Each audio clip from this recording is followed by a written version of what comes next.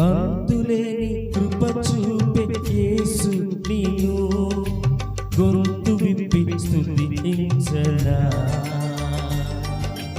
అంతులేని కృప చూపే యేసు నీను గొంతు విప్పి స్తుతించనా. ఇంతగా దీవించిన అత్యంతుడా నీకే, ఇంతగా దీవించిన అజంతుడా నీకే, చేయన స్తోత్రాల సంకీర్తన,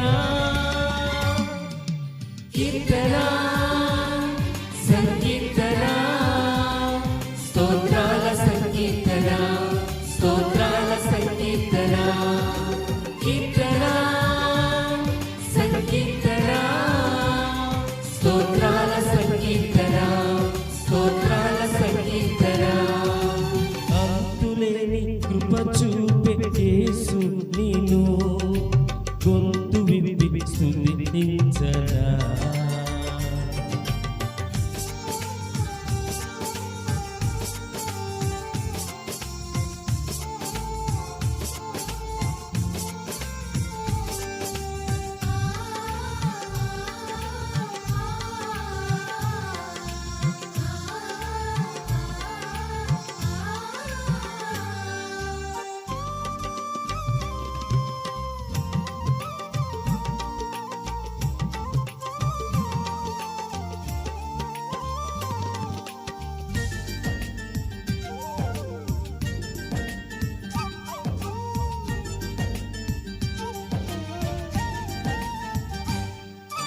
త్యాగము చూపించి లోకమును ప్రేమించి కాలు మోపినావు భూపైన.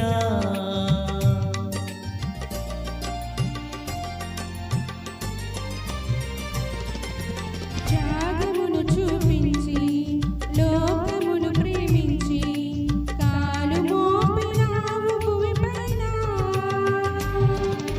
లోకమంతటికి శుభవార్త కలుగుటకై, లోకమంతటికి శుభవార్త కలుగుటకై, బాలుడై భూమిలో జన్మించిన నీకు, బాలుడై భూమిలో జన్మించిన నీకు, చేయన క్రిస్మస్ సంకీర్తన, కీర్తన సంకీర్తన, క్రిస్మస్ సంకీర్తన, క్రిస్మస్ సంకీర్తన, కీర్తన సంకీర్తన, క్రిస్మస్ సంకీర్తన. క్రిస్మస్ సంకీర్తన. అంతులేని కృప చూపే యేసు నీను గొంతు విప్పి స్తుతించనా.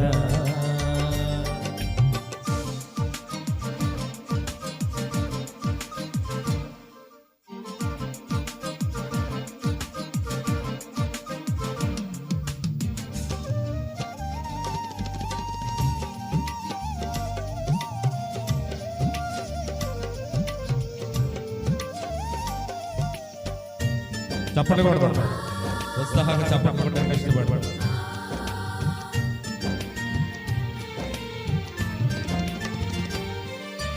మార్గము స్థాపించి రక్షణను అందించి ఉండగోరినావు హృదయాన.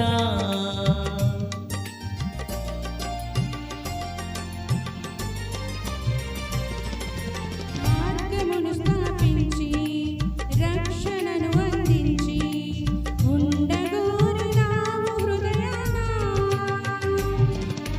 దేవదేవునిగా ప్రత్యక్షపరచుటకై, దేవదేవునిగా ప్రత్యక్షపరచుటకై, లేఖనాలన్నీ నెరవేర్చిన నీకు, లేఖనాలన్నీ నెరవేర్చిన నీకు, చేయన వాగ్దాన సంకీర్తన, కీర్తన సంకీర్తన, వాగ్దాన సంకీర్తన, వాగ్దాన సంకీర్తన, కీర్తన సంకీర్తన, వాగ్దాన సంకీర్తన.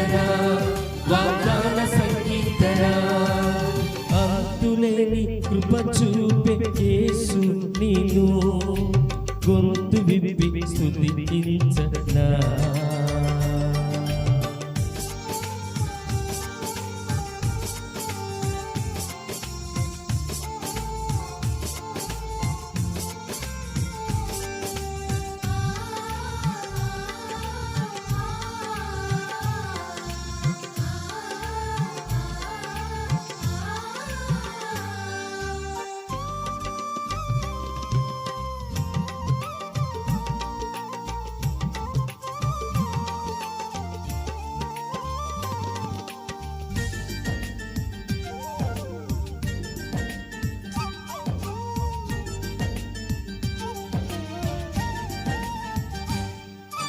కీడును దాటించి మేలులతో హెచ్చించి గొప్ప చేసిన దయలోనా.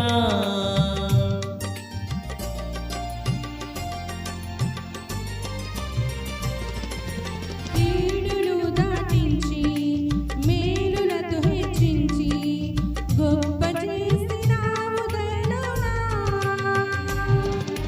నా తరాతులతో నిన్ను చూపగలుగుటకై నా తలంతులతో నిన్ను చూపగలుగుటకై అద్భుతాలెన్నో జరిగించిన నీకు అద్భుతాలెన్నో జరిగించిన నీకు చేయన ఆత్మీయ సంకీర్తన. కీర్తన సంకీర్తన ఆత్మీయ సంకీర్తన ఆత్మీయ సంకీర్తన. కీర్తన సంకీర్తన ఆత్మీయ సంకీర్తన ఆత్మీయ సంకీర్తన. అంతులేని కృప చూపే యేసు నిన్ను గొంతు విప్పి స్తుతించనా. అంతులేని కృప చూపే యేసు నిన్ను గొంతు విప్పి స్తుతించనా. ఇంతగా దీవించిన అత్యంతుడా నీకే ఇంతగా దీవించిన జంతుడా నీకే చేయన స్తోత్రాల సంకీర్తన. కీర్తన సంకీర్తన స్తోత్రాల సంకీర్తన స్తోత్రాల సంకీర్తన. కీర్తన సంకీర్తన స్తోత్రాల సంకీర్తన స్తోత్రాల సంకీర్తన. అంతులేని కృప చూపే యేసు నిన్ను గొంతు విప్పి స్తుతించనా. దేవునికి స్తోత్రం. హల్లెలూయా హల్లెలూయా. మంచిది పిల్లలు, దేవుడు తన యొక్క మహాత్మను బట్టి మరలా ఈ సంవత్సరం ఈ రీతిగా క్రిస్మస్ ఆరాధనలో మనందరినీ కూడా నడిపించిన విధానాన్ని బట్టి దేవత దేవునికి సమస్తమైనటువంటి ఘనత మహిమ ప్రభావములు కలుగునుగా. మరి సమయంలో ఈ క్రిస్మస్ ఆరాధనలో ధ్యానించడానికి దేవుని వాక్యాన్ని మనము చదువుకుందాం. మత్తయి రాసిన సువార్త 2వ అధ్యాయము 13వ వచనం నుండి 15 వచనముల భాగాన్ని చదువుకుందాం. మత్తయి రాసిన సువార్త 2వ అధ్యాయం 13వ వచనం నుండి 15 వచనముల భాగాన్ని ఈ క్రిస్మస్ ఆరాధనకు చదువుకుందాం. ఈ వాక్య భాగాన్ని రాజేశ్వరి చదివి వినిపిస్తుంది. తదుపరి తల్లిగారు లలిత కుమారి బెహరా గారు మనను విజ్ఞాపన ప్రార్థనలో నడిపిస్తారు. ఈ దిన వాక్యము మత్తయి సువార్త 2వ అధ్యాయము 13 నుంచి 15 వచనం చదువుతుంది. వారు వెళ్ళిన తరువాత వీటిలో ప్రభువు దూత వచ్చి ముందు యోసేపునకు ప్రత్యక్షమై హేరోదు ఆ శిశువును సంహరింపవలెనని ఆయనను వెతుకుట వచ్చుచున్నాడని కనుక నీవు లేచి ఆ శిశువును ఆయన తల్లిని వెతుకునట్లు కొని ఐగుప్తునకు పారిపోయి నేను నీతో వెళ్ళిపో తెలియజెప్పే వరకు అక్కడనే యుందు అని అతనితో చెప్పాను. అప్పుడు అతడు లేచి రాత్రివేళ శిశువును అతని తల్లిని తోడుకొని ఐగుప్తునకు వెళ్ళి ఐగుప్తులో నుండి ఆ కుమారుణ్ణి పిలిచి తిని. దేవుని వాక్యం దీవించుగాక. ఆమేన్.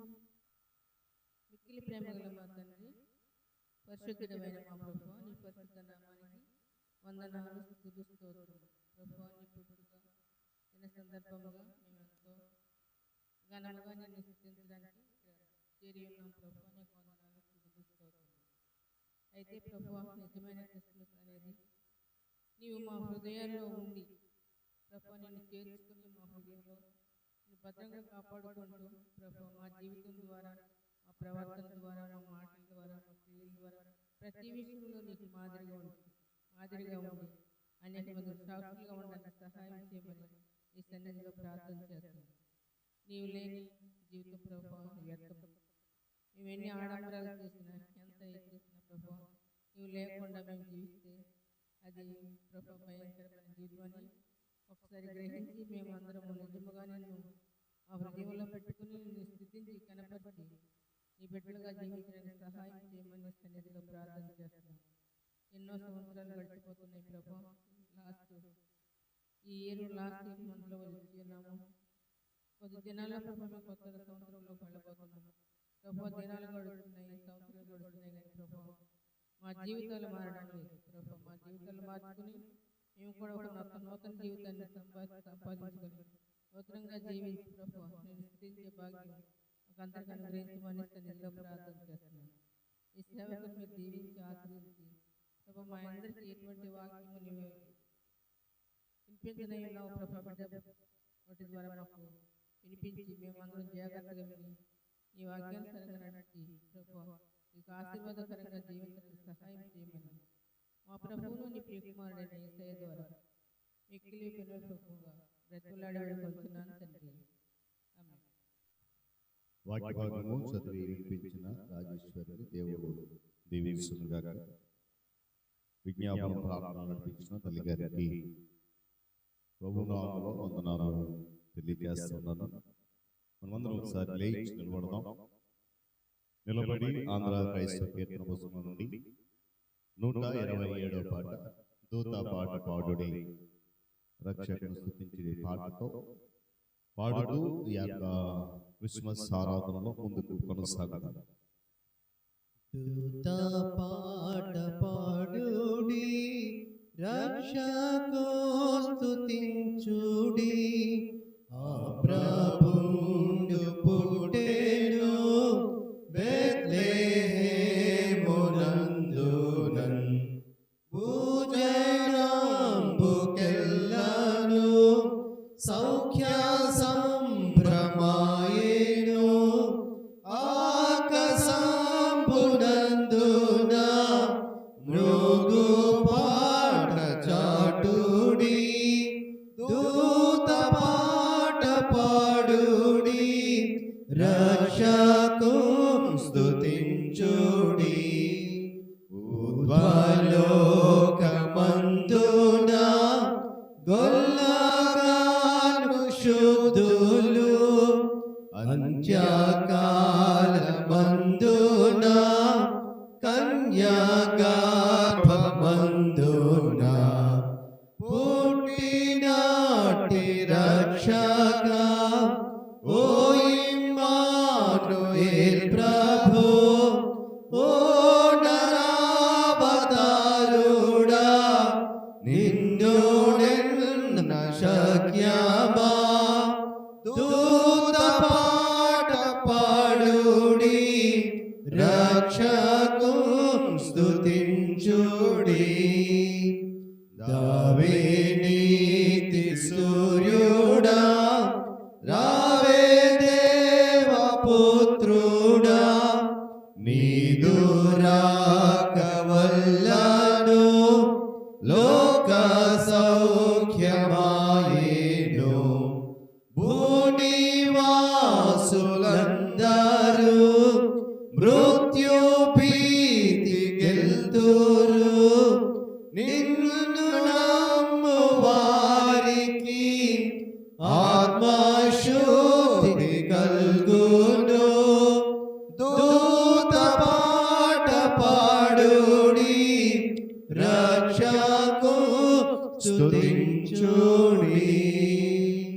దయచేసి అందరం కూర్చుందాం.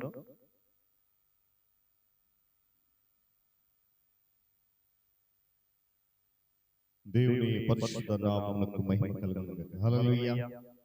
గట్టిగా చెప్తాం, హల్లెలూయా, హల్లెలూయా. చాలా సంతోషం. ఈ సమయంలో కొన్ని శుభాకాంక్షలు మనం విందాం. ఈ క్రిస్మస్ దినాన మరి మన మధ్యలో సహోదరుడు రిచర్డ్ సార్ ఉండడం సంతోషం. మరి సహోదరుడు వచ్చి ఆ సంఘానికి శుభాకాంక్షలు అందజేస్తారు. Praise the Lord. ప్రసంగం అయిన తర్వాత శుభాకాంక్షలు.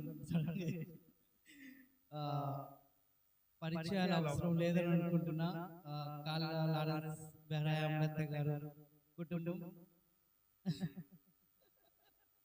సో కాళ్ళ రాబిన్సన్, కాళ్ళ రిచర్డ్సన్ తరపున మీ అందరికీ క్రిస్మస్ మరియు న్యూ ఇయర్ శుభాకాంక్షలు. ఒక చిన్న గ్రీటింగ్స్. సో క్రిస్మస్ అంటే ఈ నెలంతా అందరి ఇంట్లో మీద ఏముంటుంది? ఇంట్లో ఏముంటుంది? వంటలు ఉంటాయి. ఇంట్లో ఏముండాలో ఒక చిన్న మెసేజ్. సో స్టార్ అంటే in English we say for S it is shine with kindness. So తెలుగులో ఎస్ ని సంతోషంగా ఉండండి, టీని తీపి జ్ఞాపకాలు సృష్టించండి, ఏతో ఆశతో ముందుకు సాగండి, ఆ రంగుల జీవితాన్ని ఆస్వాదించండి. సో ఇంటి మీద స్టార్ పెట్టి ఇంటిలో చాలా మంది వేరే వేరే పెడతారు. వంటలు అంటాం, బట్టలు అంటాం, చుట్టాలు అంటాం, అది అంటాం.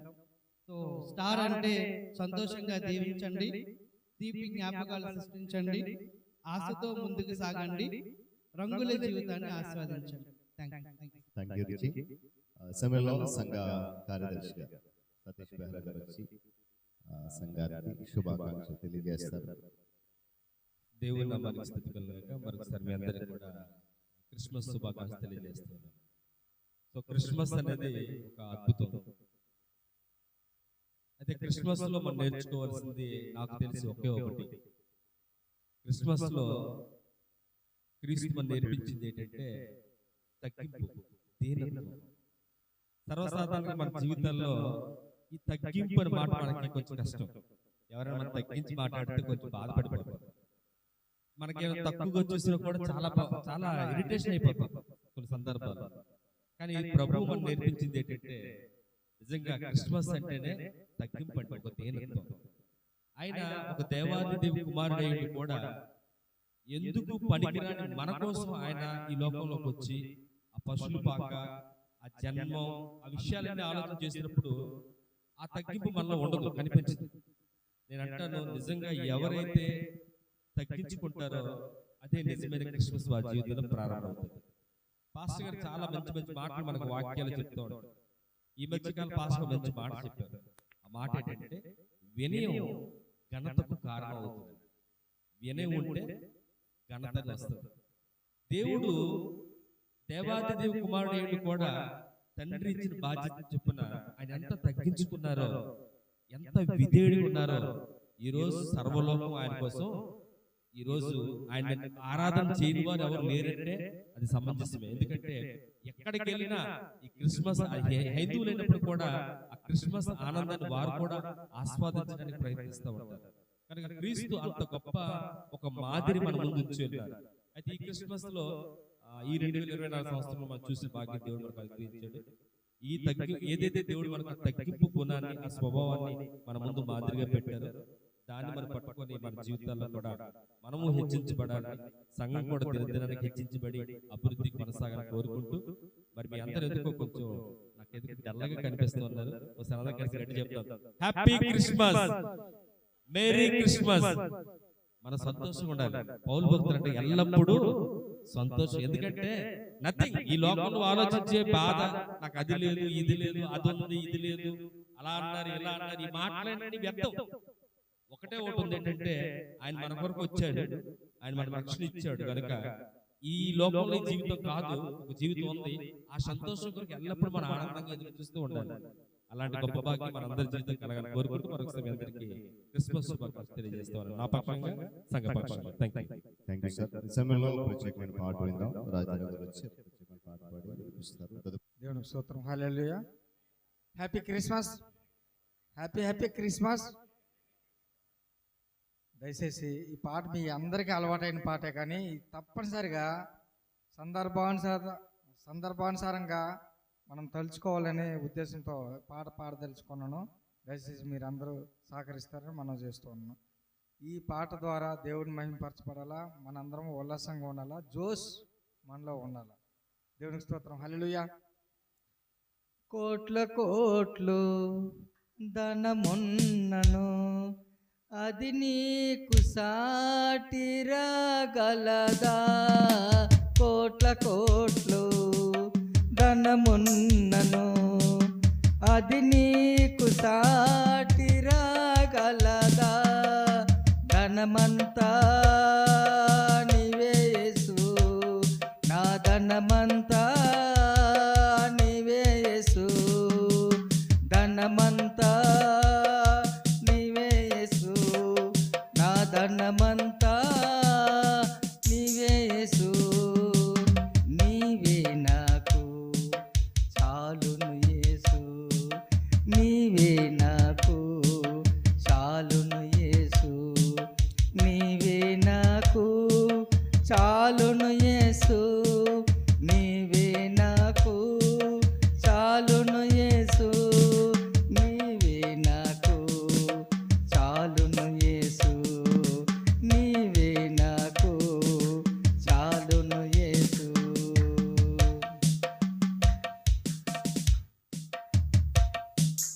ఒంటి నిండా బంగారమున్నను అది నీకు సాటిరాగలదా. ఒంటి నిండా బంగారమున్నను అది నీకు సాటిరాగలదా. బంగారమా నీవే యేసు, నా బంగారమా నీవే యేసు, బంగారమా నీవే యేసు, నా బంగారమా నీవే యేసు.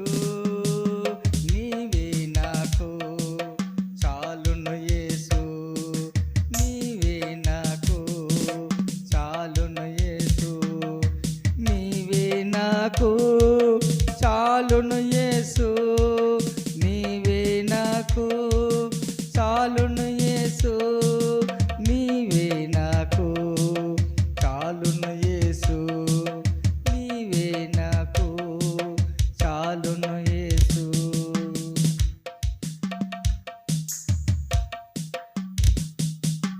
కొండంతగా బలమున్నను అది నీకు సాటిరాగలదా. కొండంతగా బలమున్నను అది నీకు సాటిరాగలదా. బలమంతా నీవే, పాడండి. బలమంతా నీవే యేసయ్యా, మన బలం ఎవరు? బలమంతా నీవే యేసయ్యా, నా బలమంతా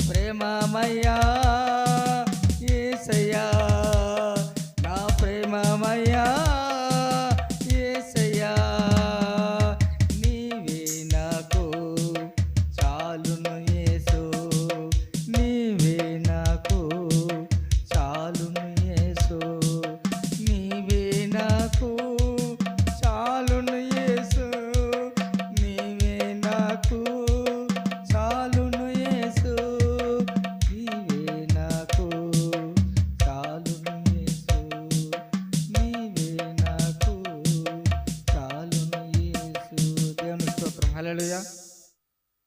దేవుని పరిశుద్ధ నామమునకు మహిమ కలుగును గాక. హల్లెలూయా. శబ్దం గట్టిగా హల్లెలూయా. హల్లెలూయా. చాలా సంతోషం ప్రియులారా, దేవుడు మరలా రీతిగా 2024వ సంవత్సరంలో వాతావరణము ప్రతికూల పరిస్థితులు ఉన్నప్పటికీ కూడా ఆసక్తితో ఆయన నామాన్ని ఆరాధించడానికి, గణపరచడానికి ప్రభు మనందరికీ ఇచ్చినటువంటి శ్రేష్టమైన సమయాన్ని బట్టి దేవాది దేవునికే సమస్త ఘనత, మహిమ, ప్రభావాలు చెల్లిస్తూ ఉన్నాను. చేరువచ్చిన మీ అందరికీ, సంఘ నాయకులైన వారికి, విశ్వాసులకు ఉదయకాలపు లేక శుభాలు మరియు క్రిస్మస్ శుభాకాంక్షలు తెలియజేస్తున్నాను. ప్రాముఖ్యంగా మన మధ్యలో ఉన్నటువంటి రాంచీ ప్రాంతంలో ఉంటున్న శ్రవణ్ కుమార్ గారు, వారి కుటుంబానికి, అదేవిధంగా హైదరాబాద్ ప్రాంతంలో ఉన్నటువంటి రిచర్డ్సన్ వారి కుటుంబానికి కూడా సంఘ పక్షాన, కుటుంబ పక్షాన వందనాలు మరియు క్రిస్మస్ శుభాలు తెలియజేస్తున్నాను. అందరికీ వందనాలు. బాగున్నారు కదా? సంతోషంగా స్తోత్రం చెబుతాం. హల్లెలూయా. హల్లెలూయా. నిజంగా మరి దేవుడు ఈ సంవత్సరం మన జీవితాల్లో ఈ క్రిస్మస్లో ప్రాముఖ్యంగా చాలా అద్భుతమైన కార్యాలు చేశాడు. కారణం ఏంటంటే మరి గడిచిన ఆదివారం మరి మన యొక్క గ్రాండ్ క్రిస్మస్ ఆరాధన కొరకు మనం అన్ని ప్రయత్నాలు చేశాం. కానీ వాతావరణం కొంచెం అంతా ఆందోళన కలిగించింది. అయినప్పటికీ కూడా మరి భారంతో ప్రార్థించిన మన ప్రార్థన దేవుడు ఆలకించి ఆ దినాన వాతావరణాన్ని అనుకూలపరిచి చాలా ఘనంగా క్రిస్మస్ ఆరాధన జరిగించాడు. గత రాత్రి కూడా ఒకవేళ మరి సంవత్సరం క్యారల్స్ లేదేమో అనేటువంటి కొంత ఆందోళన కలిగినప్పటికీ దేవుడు వాతావరణం అనుకూలపరిచి బహు కొద్దిమంది, నిజంగా దేనికి వాక్యం ఉంటుంది కదా, ఎక్కడైతే 2-3 నా నామాలు ఉంటారో వారి మధ్యన ఉంటానని, అటు రీతిగానే బహు కొద్దిమంది వచ్చినా కూడా చాలా ఘనంగా రాత్రి క్రిస్మస్ క్యారల్స్ అని జరిగింది. చాలా సంతోషం. కాకపోతే దాసుపురం, పాతపట్నం ప్రాంతం వెళ్ళలేదంతే. మిగిలిన 3 గ్రామాలు కొరసువాడ, కాగువాడ, బోర్గం ప్రాంతాలు క్రిస్మస్ క్యారల్స్ చాలా ఘనంగా జరిగాయి. అందుని బట్టి కూడా దేవుని నేను స్తుతిస్తూ ఉన్నాను. మరి దినము దేవుని యొక్క వాక్యాన్ని మనం ధ్యానం చేద్దాం. మన మధ్యలో మత్తయి సువార్త 2వ అధ్యాయం 13 నుంచి 15 వచనాలు చదవబడ్డాయి, విన్నాం. ప్రతి సంవత్సరం మనము యోసేపు మరియ గురించి, నక్షత్రం గురించి, జ్ఞానుల గురించి, గొల్లల గురించి ఎక్కువ ధ్యానం చేస్తూ ఉంటాం. దినాన ఈ క్రిస్మస్లో యోసేపుని గురించి మీతో పంచుకోవాలని ఆశపడుతూ ఉన్నాను. అదేంటి పాస్టర్ గారు, యోసేపు గురించి ఏముంటుంది? పాత్ర అంతా కూడా మరియమ్మ గారిది, యేసు ప్రభుది, గొల్లలో జ్ఞానులదే కదా, మహా అయితే హేరోదు రాజు అనుకున్నాం.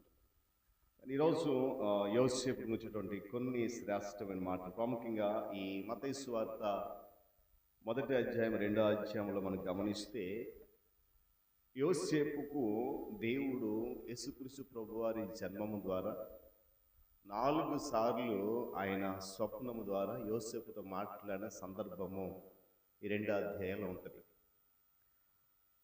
అనేక మంది యోసేపుల గురించి బైబిల్ చెప్తున్నప్పటికీ మనకు పరిచయమైనటువంటి యోసేపులు ప్రాముఖ్యంగా 2. ఒకటి మనకు ఎలాగో తెలుసు, ప్రభువారి తండ్రి అయిన యోసేపు. మరొక యోసేపు యాకోబు కుమారుడైన యోసేపు. దేవుని స్తోత్రం కలుగును గాక. యాకోబు అతి ప్రియ కుమారుడైన యోసేపు గురించి, మరియ భర్త అయినటువంటి యోసేపు గురించి మనకి ఎక్కువ పరిచయం. పాత నిబంధనలో యాకోబు కుమారుడు యోసేపు అయితే, నూతన నిబంధనలో మరియ భర్త అయిన యోసేపు. వీరిద్దరూ మనకు బాగా పరిచయం. వీరిద్దరు కూడా జీవించిన కాలాలు వేరైనప్పటికీ కూడా ఇద్దరు కూడా కలలు కనేవారుగా లేక స్వప్నములను చూసేవారిగా బైబిల్ గ్రంథం చదివిస్తూ ఉంది. కలల భావం చెప్పి రాజు యొక్క అభిమానం పొందిన వ్యక్తి ఒకరైతే, స్వప్నముల ద్వారా బోధించబడిన వ్యక్తి మరొకరు. జాగ్రత్తగా గమనించాలి. కలల భావం చెప్పి రాజుల చేత అభిమానం, బహుమానం పొందుకున్న యోసేపు పాత నిబంధన గ్రంథం ఉంటే, స్వప్నముల ద్వారా బోధించబడిన వాడై ఆ మార్గాన్ని అనుసరిస్తూ వెళ్ళినటువంటి యోసేపు నూతన నిబంధన గ్రంథంలో కనబడతా ఉన్నాడు. ఈరోజు మనం గమనించాలి, ప్రతి సంవత్సరం క్రిస్మస్ శుభదినాన మనం చూస్తాం కదా, మరియా, యోసేపు, బాలుడైనటువంటి క్రీస్తు ప్రభు వారు, మరి వారి వెనుక పశువులతోటి, ఇవన్నీ కూడా మనము ఆ గ్రీటింగ్ కార్డులో చూస్తూ ఉంటాం. గమనించాలి, యోసేపు కొరకు ఒక చక్కటి మాట ఉంది బైబిల్ గ్రంథంలో. చూద్దామా? మొదటి అధ్యాయంలో 19వ చదవండి. నీతిమంతుడైనది చాలండి. దేవుని స్తోత్రం కలుగును గాక. చెప్పాలి గట్టి హల్లెలూయా. నేను అంటాను, ఈ క్రిస్మస్లో మనందరి సాక్ష్యం ఇదై ఉండాలి. క్రిస్మస్లో మనందరి సాక్ష్యము ఇదై ఉండాలి. ఏందా సాక్ష్యము? యోసేపు నీతిమంతుడై ఉన్నాడు. దేవుని స్తోత్రం కలుగును గాక. యోసేపు నీతిమంతుడై ఉండి ఏం చేశాడంటే, అక్కడ ఒక మాట ఉంటుంది, ఆమెను అవమానపరచనల్లక అనే మాట. నీతిమంతుడు, నిందారహితుడు మరియు దావీదు సంతతికి చెందినటువంటి వ్యక్తి, మంచి స్వభావం కలవాడు. నేనంటాను, ఈ క్రిస్మస్లో యోసేపులో ఉన్నటువంటి ఈ గుణగణాలన్నీ కూడా మనము సంతరించుకోవాలి. దేవుని స్తోత్రం కలుగును గాక.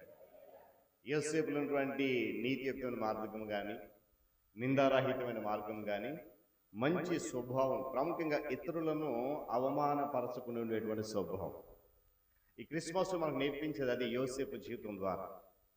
గొల్లల ద్వారా మనకు నేర్పించబడుతున్నది ఏంటంటే, వారు విన్న దానిని, కన్న వాటిని ప్రచురము చేసేటువంటి పాఠం. జ్ఞానుల ద్వారా మనకు బోధించబడుతున్నది ఏంటంటే, ఆ వారు ఏ త్రోవ అయితే నక్షత్రం చూపించో దాన్ని విడిచిపెట్టకుండా కడ వరకు నడిచారు, త్రోవ తప్పకుండా. యోసేపు జీవితం ద్వారా మనకు నేర్చుకునే పాఠం ఏంటంటే, ఈ క్రిస్మస్లో నీతిమంతులుగా, నిందారహితులుగా ఉంటారు.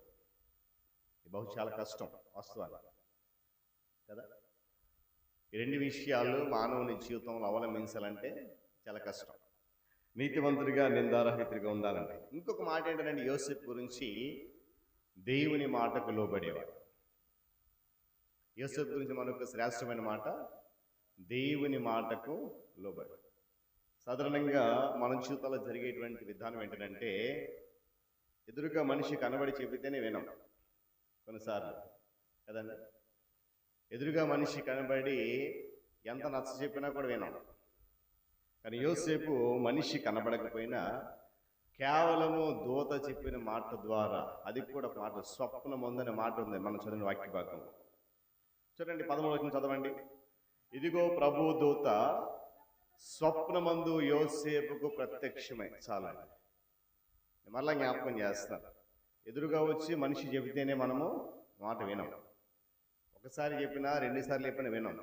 కేవలం యోసేపు కళ ద్వారా, స్వప్నము ద్వారా దూత చెప్పిన మాట విని ఆ మాటకు ఏం చేశాడు? విధేయుడిగా. దేవుని స్తోత్రం కలుగును కాక. చెప్పగల హల్లెలూయా. యోసేపు జీవితం అంతా కూడా స్వప్నములతో ముడిపడినట్లుగా దీనికి వాక్యం సెలవిస్తూ ఉంది. నేను ప్రారంభంలో చెప్పాను, మత్తయి సువార్త మొదటి 2 అధ్యాయాల్లో కూడా యోసేపు ఆ యొక్క జీవితం గురించి జాగ్రత్తగా మనం చదవగలిగితే 4 స్వప్నాలు కలిగినట్లు వాక్యం చెప్తుంది. నేను త్వరగా వాటిని ముగించాలని ఆశపడుతున్నాను. ఇవి క్రిస్మస్ కళలు అంటారు. మనం ఏం కళలు కంటాం క్రిస్మస్లో? ఇందాక రిచర్డ్సన్ చెప్పాడు అక్కడ మాటలు. క్రిస్మస్లో మన కళలు ఏంటి? పర్లేదు చెప్పండి. కొత్త బట్టలు కొనుక్కోవాలి, మొట్టమొదటి కళ అది. క్రిస్మస్ వచ్చిందంటే కొత్త బట్టలు కొనాలి. ఇంకో కళ ఉంటుంది, చాలా ప్రాముఖ్యమైన కళ, విలువైన కళ. అమ్మా బంగారం కొనుక్కోవాలి కదా, లేదంటారా? రేట్ ఎక్కువ ఉందా? కళ అయితే ఉంది కదా, రైట్. మూడవది ఏంటంటే పిండి వంటలు. ఏమండి అంటే గమనించాలి, ఇవి మానవుల కళలు. కానీ యోసేపు కళలు అయితే కేవలము బాలుడిగా జన్మించినటువంటి క్రీస్తు ప్రభు వారిని కాపాడడానికి, దేవుని సంకల్పం ఏదైతే ఉందో, దేవుని ఉద్దేశం ఏదైతే ఉందో, దేవుని యొక్క చిత్తము ఏదైతే ఉందో దాన్ని నెరవేర్చడానికి ప్రభువారు బాలుడిగా ఉన్నప్పటి నుండి ఎదగాలి, దేవుని రాజ్య సువార్తలు కొనసాగాలి. అందుకు ముందు ఆయన జాగ్రత్త పరచబడాలి. ఇవన్నీ కూడా యోసేపు కళల ద్వారా దేవుడు తన చిత్తాన్ని నెరవేర్చుకున్నాడు. బాలుడు యేసయ్యకు ఏమీ జరగకుండా. దేవుని స్తోత్రం కలుగును కాక. చెప్పాలి కదా హల్లెలూయా. ఈ కళలు కేవలము దేవుని దూతలు వచ్చి యోసేపుతో చెప్పడం అనేది గొప్ప విశేషం. కారణం ఏంటంటే ఎప్పుడు కూడా యోసేపు, నేను ప్రారంభం చెప్పాను, ఎవ్వరితో కూడా ఒక నింద కూడా పడలేదు. నిందారహితంగా ఉన్నాడు కనుక దూత స్వయంగా ఈ మాట చెప్పడం చాలా విశేషం. యోసేపు జీవితంలో మనం చూసినప్పుడు మొదటి అధ్యాయం 20 వాక్యం మనం చూస్తే, అతడు ఈ సంగతులను గురించి ఆలోచించుకొని ఉండగా ప్రభుదూత స్వప్నమందు అతనికి ప్రత్యక్షమై, యోసేపు మరియను చేర్చుకోవడానికి భయపడదు. చాలా యోసేపు కలిగినటువంటి మొట్టమొదటి స్వప్నం ఎప్పుడు కలిగిందనంటే అనుమానంతో ఉన్నప్పుడు. జాగ్రత్తగా గమనించాలి. ఇదేంటండి యోసేపు అనుమానం ఎక్కడ వచ్చిందని మీరు అనొచ్చు. ఇక్కడ చక్కటి మాట మనం ఇందాక నేను చదివించాను.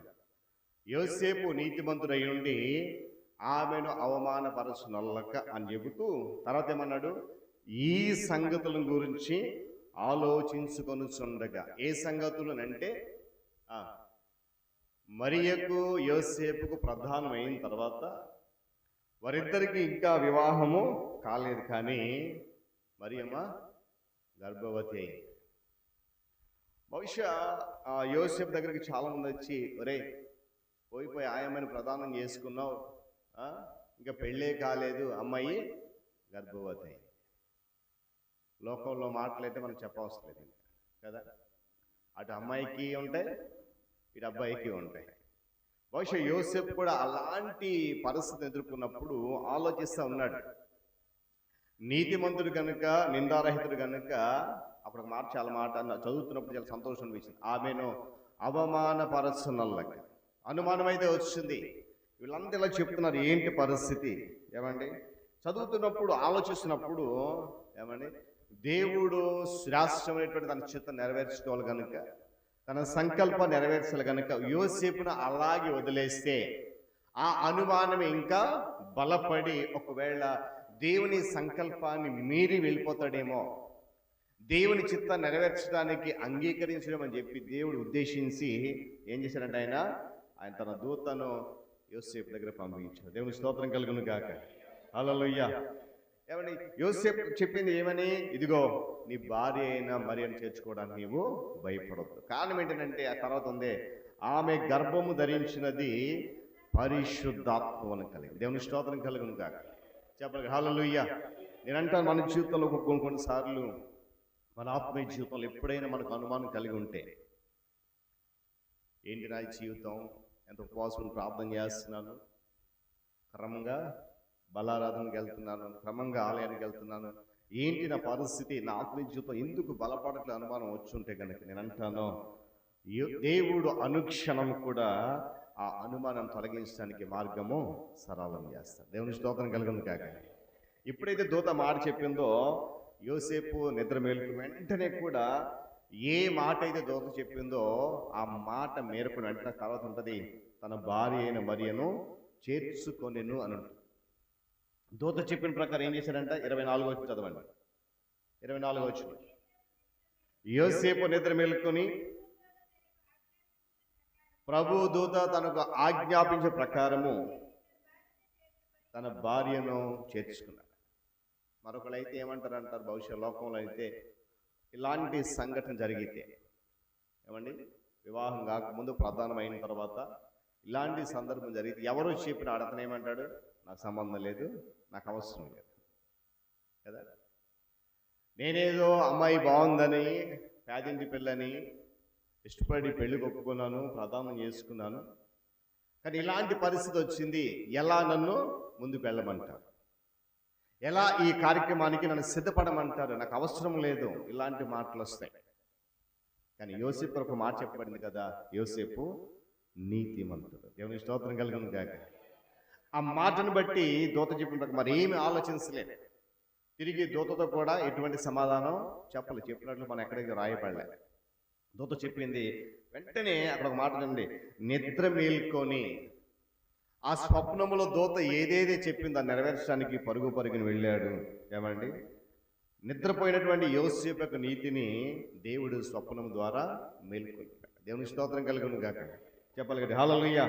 మనలో చాలా మందికి అవమానాలు కలుగుతూ ఉంచుతుంది, ఏమంటే ఎదురవుతూ ఉంటాయి, హేళన ఎదురవుతూ ఉంటాయి. వాటి నివృత్తి కోసం మన మనుషులను ఆశ్రయితే ఎటువంటి లాభమో లేదు. అవమానం కలిగినప్పుడు, హేళన కలిగినప్పుడు, నిందలు వచ్చినప్పుడు మనము దేవుని ఆశ్రయించగలిగితే తప్పకుండా దానికి ఒక శ్రేష్టమైన మార్గాన్ని దేవుడు ఇస్తాడు. యోసేపుకు ఆ దూత చెప్పిన తర్వాత వేరే మనుషులు ఎవరి దగ్గరికి వెళ్ళలేదు. ఇదిగో దూత వచ్చినాకల్లా చెప్పింది, మరియమ్మ ఇలాగంట గర్భము వచ్చింది, కానీ అది పరిశుద్ధాత్మ వల్లంట. మరి నేనేం చేయాలి, ముందుకు వెళ్ళమంటారా ఆగిపోమంటారా, ఏం చేయాలనేటువంటి ఆ సంభాషణ ఎవరి దగ్గర కూడా చేయలేదు. నేరుగా దూత మాట విని ఎక్కడికి వెళ్ళిపోయాడు, తన భార్య దగ్గరికి వెళ్ళిపోయాడు, ఆమెను చేర్చుకున్నాడు. దేవుని స్తోత్రం కలుగును గాక. బాప్తిస్మిచ్చి యోహానికి ఒక అనుమానం వచ్చింది. అనుమానం వచ్చినప్పుడు ఆయన ఎవరిని సంప్రదించకుండా ఆ అనుమానం పరిష్కారం కొరకు తన శిష్యులిద్దరిని యేసు ప్రభు దగ్గరికి పంపించాడు. ఇది మంచి లక్షణం. ఈరోజు మనకు కూడా మన ఆత్మీయ జీవితంలో అనుమానం కలిగితే మనుషులను సంప్రదించొద్దండి. లోక సంబంధమైన విషయాలు అనుమానం కలిగి ఇది నిజమేనా అని కనుక్కోవచ్చు, కానీ నీ ఆత్మీయ విషయాలు మాత్రం నీకు సందేహం కలిగితే లేక నీకు అనుమానం కలిగితే నేరుగా దేవుని దగ్గరికి, మరి ఎవరి దగ్గరికి వెళ్ళినా ఆ మార్గానికి పరిష్కారము దొరకదు. దేవుని స్తోత్రం కలుగును గాక. ఏమన్నా మన ప్రశ్నలకు జవాబు దేవుడే. మన అనుమానాలను సహితం మబ్బులు తొలగించి సంతోషాన్ని అనుగ్రహిస్తాడు. ఆ అనుమానము కలిగినప్పుడు ఆనాడు దేవుడు తన దూతను పంపాడు, ఈనాడు ఆయన దూతలుగా మనందరము భూమి మీద ఉన్నాం. దేవుని స్తోత్రం కలుగును గాక. ఎప్పుడైతే మన సందేహానికి అనుమానానికి దేవుని ఆశ్రయించామో ఆ అనుమానం అంతా తొలగించి శ్రేష్టమైన సంతోషాన్ని దేవుడు మన జీవితాల్లో అనుగ్రహిస్తాడు. దేవుని స్తోత్రం కలుగును గాక. ఇక రెండవ విషయం ఏంటంటే, ఎప్పుడు స్వప్నం వచ్చిందనంటే 2వ అధ్యాయము 13వ వచనం చూద్దాం. త్వరగా చదవండి. వారు వెళ్ళిన తర్వాత ప్రత్యక్షమై హేరోదు గనుక నీవు లేచి ఆ శిశువును ఆయన తల్లిని వెంట పెట్టుకుని ఐగుప్తుకు పారిపోయి చెప్పు వరకు అక్కడనే ఉండు. దేవుని స్తోత్రం కలిగిన కాక. 2వ స్వప్నం ఎప్పుడు కలిగింది అంటే, చెప్పిన కదండి, బాలుడైనటువంటి యేసయ్య ఏమండి హేరోదు చంపాలని అపాయములు ఉన్నప్పుడు దేవుడు స్వప్నం ద్వారా యోసేపును పలకరించాడు. సరే, అంత సక్రమంగా జరిగిపోయింది. మరియమ్మ ప్రభు వారికి జన్మనిచ్చేసింది.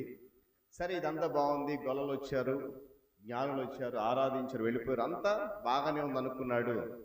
కానీ అపాయము పొంచి ఉందనేటువంటి ఆ సత్యాన్ని యోసేపు గ్రహించలేకపోయాడు.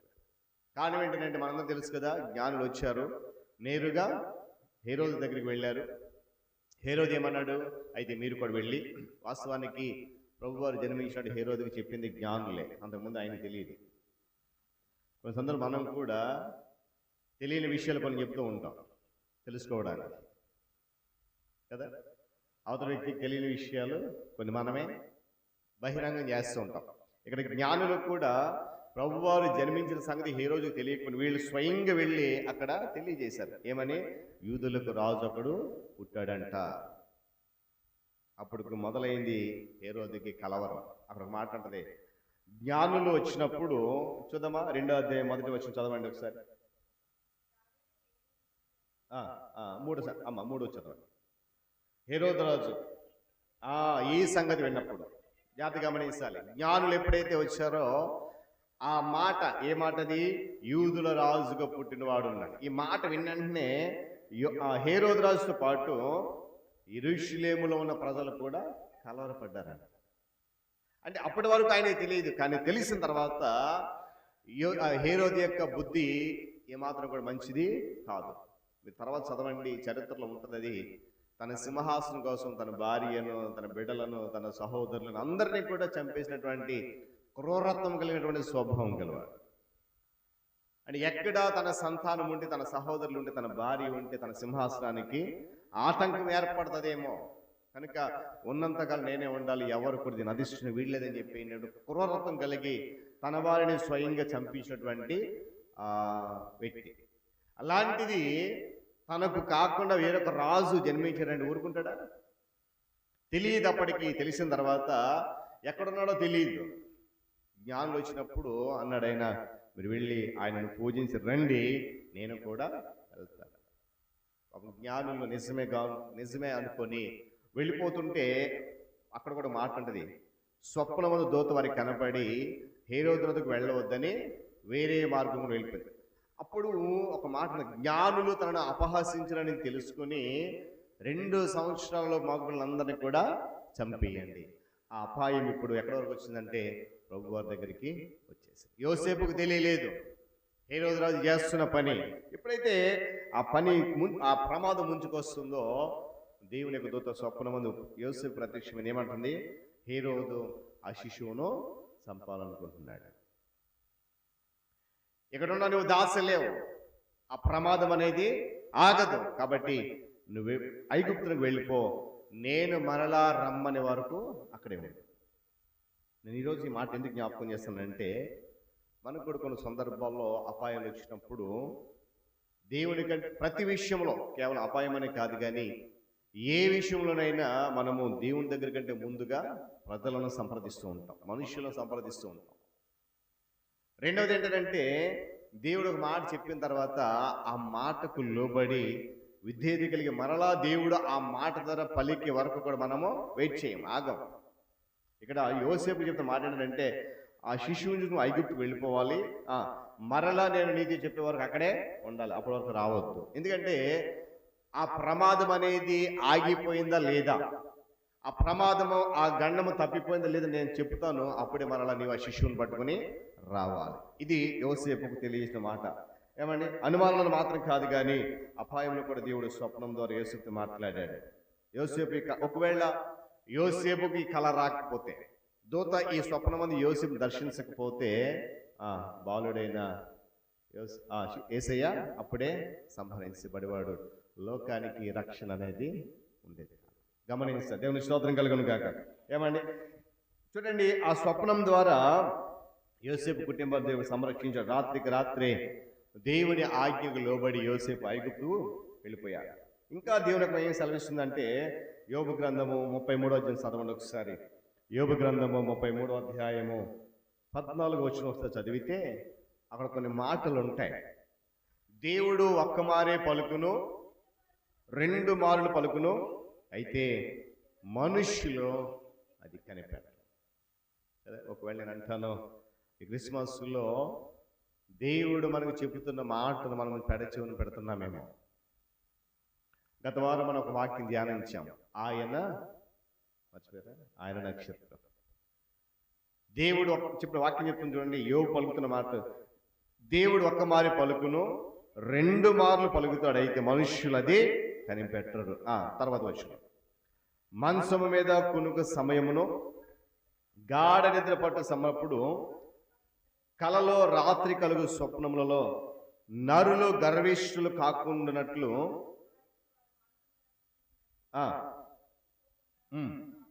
కాపాడబడినట్లు, తప్పించినట్లు ఆయన వారి చెవులు తెరవ చేయును, వారి కొరకు ఉపదేశము సిద్ధపరచు. దేవుని స్తోత్రం కలుగును గాక. వినాలి దేవుని మాట. ఏమండి, దేవుని వాక్యము ఏదైతే మనం హెచ్చరిస్తుందో, గద్దిస్తుందో మాట వినాలి. ఆ మాట వింటే ఏమన్నా ఏం చేస్తామంట, అక్కడ చాలా మాటలు ఇంటికి మరలా చదవండి, మనం అన్ని విషయాలను కాపాడబడతాం. దేవుని మాట వింటే కాపాడబడతాం. ఇక్కడ యోసేపు చేసిన మాట అదే. ఏమండి, పూర్వం దేవుడు మానవుతో మాట్లాడడానికి ఎక్కువ స్వప్నాలను ఉపయోగించాడు, కళలను ఉపయోగించుకున్నాడు. కానీ ఈనాడు దేవుడు స్వయంగా తన వాక్యాన్ని ఎంచుకున్నాడు, మనందరితో మాట్లాడాడు. దేవుని స్తోత్రం కలుగును గాక. చెప్పాలి హల్లెలూయా. నేను మరలా జ్ఞాపకం చేస్తున్నాను, పాత నిబంధన గ్రంథంలో పూర్వకాలంలో దేవుడు మనుషులతో మాట్లాడడానికి స్వప్నముల ద్వారా వచ్చేవాడు. కానీ ఈరోజు నూతన నిబంధన గ్రంథంలో స్వయంగా దేవుడు తన వాక్యము ద్వారా మనతో మాట్లాడుతున్నాడు. ఆ మాటను మనం వినాలి, గ్రహించాలి, ఆ మాటకు లోబడాలి. దేవుని స్తోత్రం కలుగును గాక. ఎందుకంటే యోహాను సువార్తలో మాట్లాడదు కదా, ఆ వాక్యమే శరీరధారి అయి మన మధ్య నివసించాడు. ఆయన మాట మనం వినగలగాలి క్రిస్మస్లో. ఆ మాట విన్నప్పుడు మనకు కలిగిన అనుమానం లేక అపాయం అంతటి నుండి మనం ఏం చేయబడతామంటే కాపాడబడుతూ ఉంటాం. దేవుని స్తోత్రం కలుగును గాక. ఇక మరొక స్వప్నం గురించి మనం జ్ఞాపకం చేసుకుందాం. అదే మత్తయి సువార్త 2వ అధ్యాయము 20వ వచనంలో తోడుకొని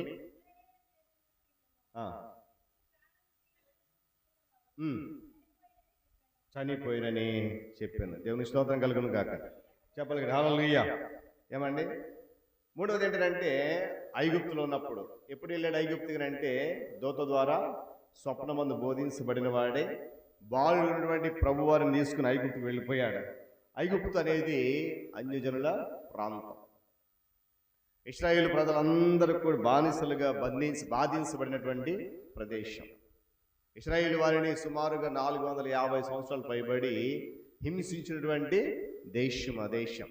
అలాంటి దేశానికి శిశువుని పట్టుకుని వెళ్ళమని చెప్పినప్పుడు యోసేపు వెళ్ళిపోయాడు. అలాంటి ప్రదేశం విడిచిపెట్టి మరలా దేవుడు రమ్మని పిలుస్తున్నాడు. ప్రారంభంలో ఏం చెప్పాడు? శిశువుని వెంట పెట్టుకుని ఎక్కడికి వెళ్ళిపోమన్నాడు? ఐగుప్తుకు వెళ్ళిపోవాలి. మరలా నేను నీకు తెలియచెప్పే వరకు అక్కడే ఉండు. ఇప్పుడు మరలా ఏం చేస్తాడు? పిలుస్తున్నాడు. ఇదిగోరా, నేను ఏ ప్రమాదం అయితే ఉందని చెప్పానో ఆ ప్రమాదం ఇక లేదు. ఆ ప్రమాద అంచులు దాటిపోయాయి కాబట్టి తిరిగి రమ్మని చెప్పి ఆ ఐగుప్తు దేశాన్ని లేక పాపపు ప్రాంతాన్ని బానిసలుగా బాధించేటువంటి ప్రదేశం విడిచిపెట్టి రమ్మని దేవుడు ఆజ్ఞాపిస్తున్నాడు. కొద్ది దినములు తలదాచుకునే వరకే ఆ ప్రదేశం. మనం చాలా సందర్భాల్లో ఎవరైనా చనిపోయినప్పుడు మనం కొన్ని వాక్యాలను జ్ఞాపకం చేసుకుంటాం. ఇది మన దేశము కాదు, మనం ఇక్కడ ఎలా ఉన్నామంటే పరదేశులమునో యాత్రికులము ఉన్నాం. ఇక్కడ ఐగుప్తు దేశము కొంతకాలమే ప్రభువారు తలదాచుకోవడానికి కలిసి వచ్చింది, కానీ శాశ్వత నివాసం కొరకు అది పనికిరాలి. దేవుడు తన కార్యాన్ని, మనం చాలాసార్లు చెప్తూ ఉంటాను, దేవుడు తన కార్యాన్ని ఎలాగైనా జరిగిస్తాడు. ఎవరో ఒకరిని ఏర్పాటు చేసుకొని ఆ కార్యాన్ని అద్భుతంగా జరిగించడం దేవుడు ఇష్టపడతాడు. ఈ ఐగుప్తు దేశము కొంతకాలం వరకే, అది శాశ్వత నివాసం కాదు. ఈరోజు నేనంటే మనకు కూడా ఈ లోకము, ఈ పరిస్థితి కొంతకాలం వరకే, ఇది శాశ్వతము కాదు. గమనించాలి. ఈ క్రిస్మస్లో ఐగుప్తు వదిలి ఇశ్రాయేల్ దేశానికి అంటే అన్య దేశము నుండి ఆశీర్వాద దేశానికి అని అర్థం. మనం విశ్వాసులుగా జీవించవలసినది శ్రమల లోయలో కాదు, కానీ నిరీక్షణాస్పదమైనటువంటి కనాను దేశంలో నివసించడానికి దేవుడు మనల్ని అందరినీ ఏర్పాటు చేసుకున్నాడు. ఆ కానాను ప్రయాణం చేసేటప్పుడు మార్గమధ్యంలో ఇలాంటి పరిస్థితులు, అపాయాలు, అనుమానాలు, హేళనలు ఎన్నో ఎదురవుతూ ఉంటాయి. అంటే వాటన్నిటిని తప్పించడానికి ప్రభు మనకు తోడైనాడు. అందుకే దూత యేసుతో చెప్పిన మాట, ఇమ్మానుయేలుని అతని పేరు పెడతావు. ఇమ్మానుయేలుని భాషాంతరమున దేవుడు మనకు తోడని అర్థం. దేవుని స్తోత్రం కలుగును గాక. చెప్పాలి కదా హల్లెలూయా. ఏమండి, మనం జీవించవలసింది లోదేబోర్ల కాదు, కానీ దావీదు నగరం. అందుకే దేవుడు చీకటిని వదిలి రమ్మని పిలుస్తూ ఉన్నాడు. హోషేయ గ్రంథము 11వ అధ్యాయము 11వ వచనం చదవండి ఒకసారి. హోషేయ గ్రంథము 11వ అధ్యాయం 11వ వచనం చూస్తే అక్కడ ఒక చక్కటి మాట ఉంటుంది. వారు వణుకుచు పక్షులు ఎగురున్నట్లు ఐగుప్తు దేశంలో నుండి వస్తారు, గువ్వలు ఎగురున్నట్లుగా అశ్షూరు దేశం నుండి ఎగిరి వస్తారు. నేను వారిని తమ నివాసములలో కాపురముస్తాను, ఇదే యెహోవా వాక్కు. దేవుని స్తోత్రం కలుగును గాక. ఏమంటే చీకటి ప్రాంతాన్ని విడిచిపెట్టి వెలుగులోనికి రమ్మని ప్రభు పిలుస్తున్నాడు. ఈరోజు మనము ఈ స్థితిలో ఉన్నామనంటే, వెలుగులో ఉన్నామని గల కారణం ప్రభు యొక్క రాక. చీకట్లో ఉన్న మనందరినీ కూడా వెలుగులోనికి నడిపించడానికి. అందుకే ఒక మాట అంటది, పాపులను రక్షించడానికి క్రీస్తు యేసు లోకంలోకి వచ్చిన వాక్యము అంగీకారములకు యోగ్యమైనది అంటారు. తిమోతి పత్రిక చదవండి ఒకసారి మాట. 1 తిమోతి పత్రిక 1వ అధ్యాయం 15వ వచనం. 1 తిమోతి పత్రిక, పాపులను రక్షించుటకు క్రీస్తు యేసు లోకంలోకి వచ్చినను వాక్యము నమ్మదగినది, పూర్ణ అంగీకారములకు యోగ్యమైనది ఉన్నది. అచ్చి వారిలో నేను ప్రధాన పౌలు భక్తుడు చెప్తూ ఉన్నాడు. పాపులను రక్షించడానికి లేక చీకట్లో ఉన్న వారిని వెలుగులోనికి తీసుకురావడానికి క్రీస్తు యేసు లోకానికి వచ్చిన వాక్యము నమ్మదగింది, పూర్ణ అంగీకారానికి యోగ్యమైంది. మరి ఈరోజు నమ్మిన మనము ఆ వాక్యాన్ని బట్టి ముందుకు వెళ్ళాలని విషయాన్ని జ్ఞాపకం చేస్తున్నాం. ప్రవక్త చెప్పినట్లు జరిగింది. గమనించాలి. యేసేపు ఐగుప్తుకు వెళ్ళక పూర్వము దేవుడు వాగ్దానం చేశాడు, మరలా నేను ఇక్కడికి తీసుకువస్తానని. చూద్దామా మత్తయి చదవండి వాక్య భాగంలో. మత్తయి సువార్త 2వ అధ్యాయంలో 13వ భాగం చివరి భాగం చూస్తారు కదా. నీవు లేచి ఆ శిశువును ఆయన తల్లిని వెంట పెట్టుకుని వరకు అక్కడే ఉండాలి. దేవుని స్తోత్రం కలుగునుగా. నేను మరలా చెప్తాను నీకు రమ్మని. అప్పటి వరకు ఆ వాగ్దానాన్ని ఇప్పుడు నెరవేర్చాడు దేవుడు. శాశ్వతంగా అన్య దేశంలో యోసేపు యొక్క కుటుంబాన్ని ఉండనీయకుండా దర్శనం ద్వారా మరలా ఇశ్రాయేలు దేశానికి రమ్మని దేవుడు ఆజ్ఞాపిస్తున్నాడు. ఈరోజు మనలను కూడా చీకట్ల నుండి, పాపమైనటువంటి లోకముల నుండి శాశ్వత రాజ్యానికి రమ్మని పిలుస్తున్నాడు ఈ క్రిస్మస్ ద్వారా. మనము ఆ మాటను వినాలి. ఇందాక యోబు గ్రంథం చదివినట్లుగా దేవుడు ఒక్క మారు పలుకుతాడు, 2 మార్లు పలుకుతాడు. ఒక మాట ఉంది అక్కడ. కానీ మనుషులు ఏం చేయరంట? కనిపెట్టరు. దేవుడు చెప్పిన ఏ మాట కూడా కనిపెట్టరు, విన్నరు అని అర్థం. మరొక మాట అంటారు, లోబడనల్లోని ప్రజలు వీరంట. మరొక వాక్యం ఉంటుంది అక్కడ, లోబడనల్ల ప్రజలకు శ్రమ. దేవుడు పలికిన ఏ మాట అయినా మనం విని లోబడకపోతే మనకు శ్రమే కానీ ఆశీర్వాదము రాదు. అందుకే దేవుడు తన ప్రియకుమారుని సింహాసనాన్ని దించి ఏమండి యోగ్యత లేనటువంటి మనుషుల కొరకు పాపలోకానికి ఆయనను పంపించాడు. దేవుని స్తోత్రం కలుగును గాక. చెప్పగలిగే హల్లెలూయా. కనుక మీరు గమనించండి, మనందరం కూడా దేవుడు రమ్మని పిలిచినప్పుడు ఆజ్ఞకు లోబడాలి. దేవుడు యోసేపు దేవుని మాటకు విధేయత చూపి వాగ్దానం చేసిన తిరిగి వచ్చేసాడు. ఈ దేశంలో క్రీస్తు జన్మించాడు కనుక అక్కడే ఆయన పెరగాలి అనేటువంటి దేవుని యొక్క సంకల్పము. నజరేతులోనే ఆయన పెరగాలి కనుక ఈరోజు మనం చాలా సందర్భం కొంతమంది ప్రార్థన చేస్తారు, నజరేయుడైన యేసు నామము.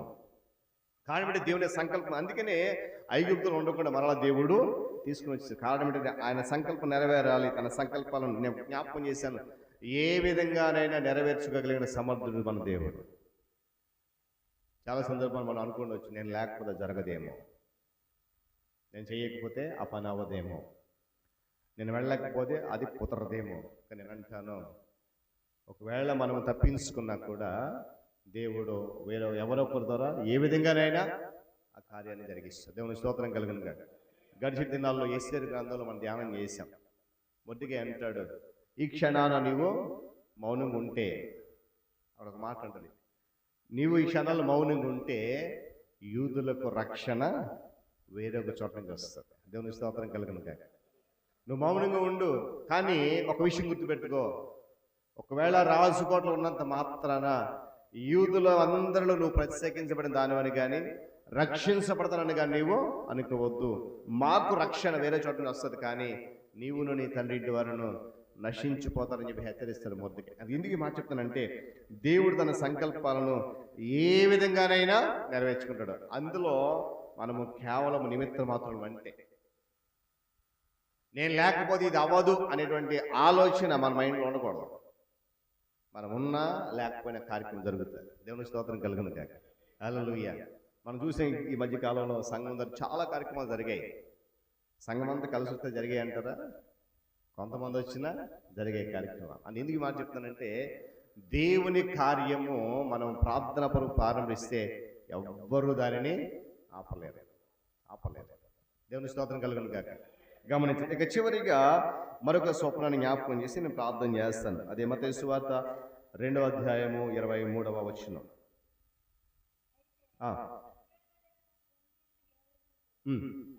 ప్రతిగా యూదయ దేశము ఏలుస్తున్నాడని విని అక్కడ వెళ్ళవరచి స్వప్నమందు దేవుని చేత బోధించబడిన వాడై గలిలయ ప్రాంతము వెళ్ళి నజరేతు ఊరికి వచ్చి అక్కడ కాపురం ఉండెను.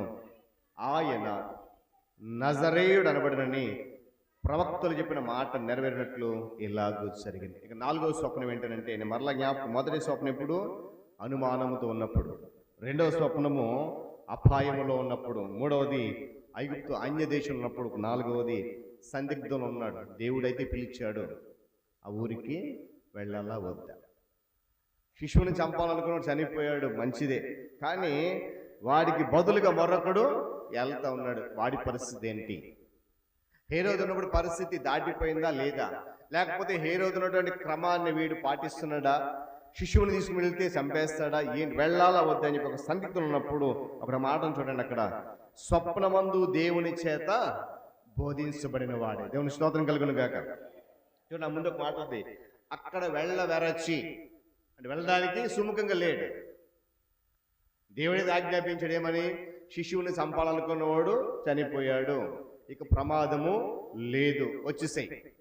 నేను మరలా జ్ఞాపకం చేస్తాను, దేవుడు ఒకసారి మనకు వాగ్దానం చేస్తే, నిబంధన చేస్తే దానిని అతిక్రమించడానికి కానీ రద్దు చేయడానికి కానీ ఏ శాస్త్రము లేదు. ఐగుప్తు నుండి యోసేపుని దేవుడు పిలిచినప్పుడు వచ్చాడు, కానీ ఇంకా తన మనసులో ఎక్కడో చిన్న సందేహం ఉండిపోయింది. హేరోదు చనిపోయాడు, కానీ వచ్చిన పరిస్థితి ఏంటి? ఒకవేళ అదే ప్రమాదం పొంచి ఉంటే దూత ద్వారా దేవుడు మరలా యోసేపుని ఇక్కడికి తీసుకొస్తాడండి.